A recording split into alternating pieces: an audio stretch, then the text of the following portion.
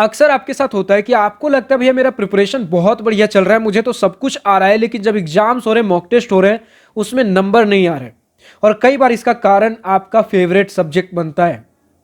Favourite subject कैसे? तो आपने उस सब्जेक्ट को थोड़ा समय दिया, सब्जेक्ट आपको समझ में आने लगा, सब्जेक्ट इंटरेस्टिंग लगने लगा। क्योंकि जेई मेन एक ऐसा एग्जाम है जो अगर आप ढंग से समझना एक बार चालू कर जाओ, क्वेश्चंस बनाना चालू करो, फिर चीजें इंटरेस्टिंग लगने लगती हैं। जब क्वेश्चंस बनने चालू हो जाते हैं तो जो सब्जेक्ट बहुत पसंद आने लगता है, वो सब्जेक्ट्स बाकी सारे सब्जेक्ट का समय खा जाता है। सबसे बड़ी दिक्कत है। सो हाय, दिस इज प्रभात रंजन, स्वागत करता हूं मेरे आज की इस नई यूट्यूब वीडियो में, जिसमें हम समझेंगे भैया कि अगर कोई आपका फेवरेट सब्जेक्ट बन चुका है, सारा सारा दिन अगर उसी के पीछे समय जा रहा है, तो इससे ओवरकम कैसे करें। क्या ये हमारे लिए प्लस पॉइंट है?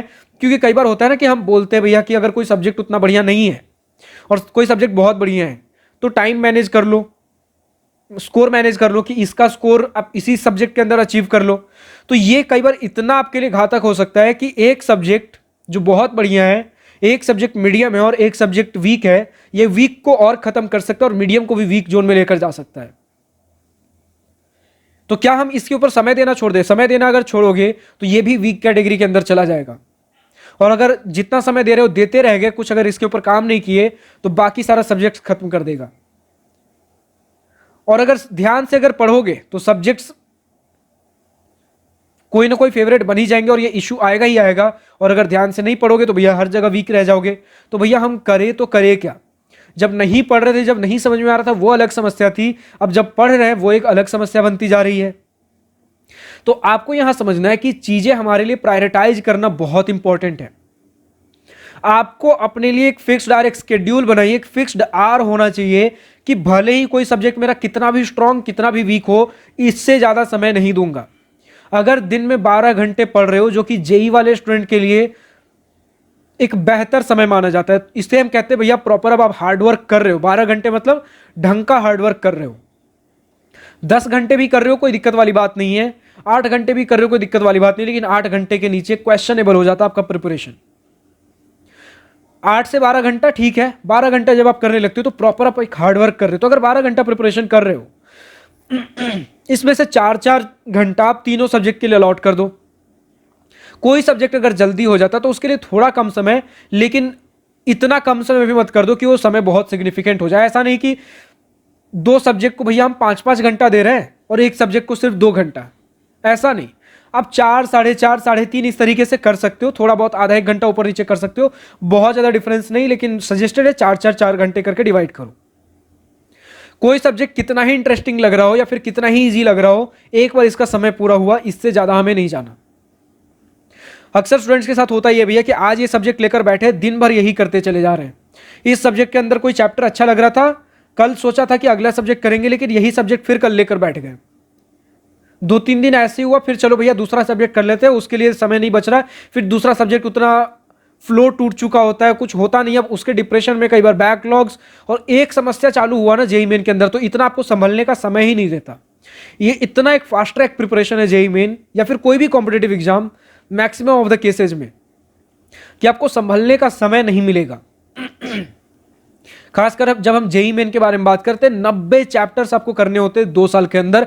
थ्योरी तो इतना सारा थ्योरी के लिए कुछ समय नहीं होता, उसके बाद application based questions, numericals, tough level के क्वेश्चंस, कब हम जेई एडवांस का प्रिपरेशन करें, कब मॉक टेस्ट करें, कब रिवीजन दे, कब पीवाईक्यू अब हम कब लगाना चालू करें। तो इस बीच कब क्लास 11 चालू हुआ भैया, क्लास 11 के अंदर एडजस्ट करते करते कब आधा साल खत्म हो गया, जब थोड़ा सीरियस हुए उसके अंदर कब थ्योरी करे, कब हम पीवाईक्यू लगाए, कब नॉर्मल क्वेश्चन प्रैक्टिस, कोचिंग के डीपीपी भी है, मॉड्यूल भी है, मेरे पास एक्स्ट्रा बुक्स भी हैं, एनसीईआरटी के क्वेश्चंस भी लगाने, मेरे पास मॉक टेस्ट भी आ रहे हैं, मुझे पीवाईक्यू भी लगाना है, मुझे रिवीजन भी करना है। सारी चीजें हम कब कैसे करें?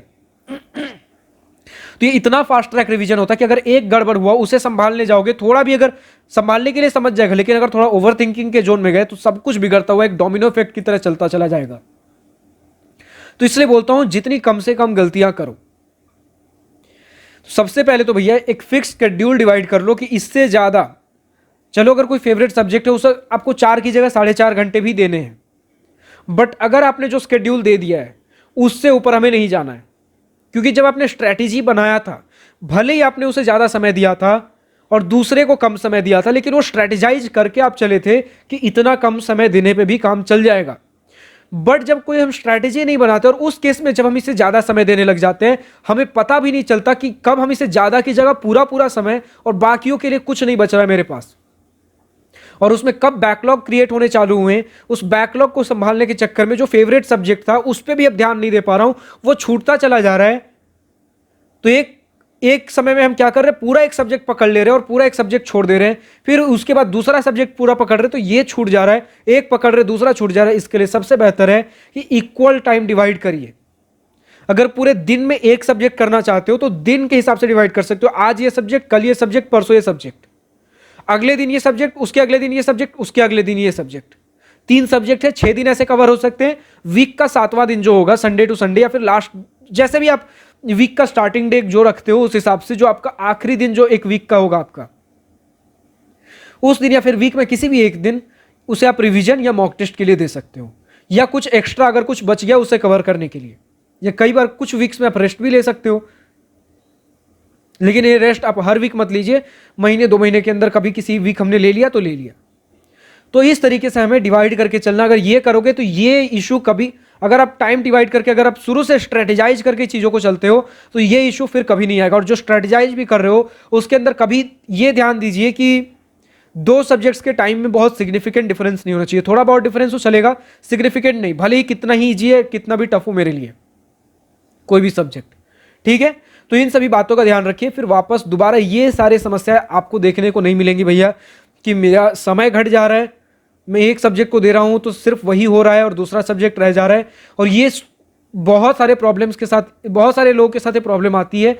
जस्ट अभी कुछ दिन पहले मैंने, मतलब थोड़ा समय हो चुका है जब आप ये वीडियो देख रहे हो, हालांकि जब वीडियो रिकॉर्ड हो रहा था जस्ट कुछ दिन पहले ही हमने ये पोस्ट किया था। पोस्ट का अगर एग्जैक्ट डेट मैं बता दूं किस दिन मैंने, ताकि अगर आपको ये पोस्ट देखना हो, कम्युनिटी पोस्ट,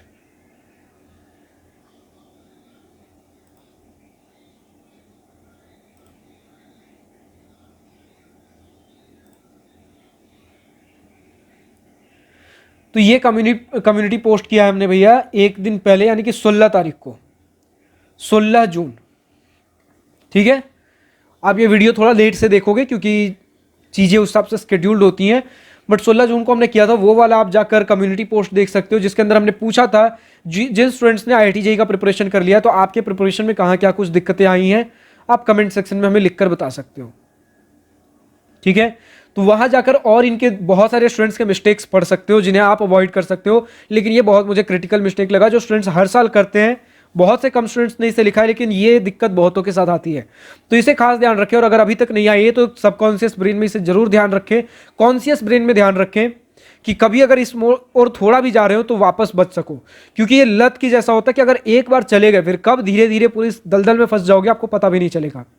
और एक बार ये इस लूप में अगर फंस गया ना कि किसी भी एक तरीके से अगर मेरा एग्जाम प्रिपरेशन बर्बाद हो रहा है, फिर एक तरीका और बर्बादी का कुछ ना कुछ मिलते ही चला जाएगा। तो जितनी गलतियां अवॉइड कर सकते हो उतना आपके लिए बेहतर है।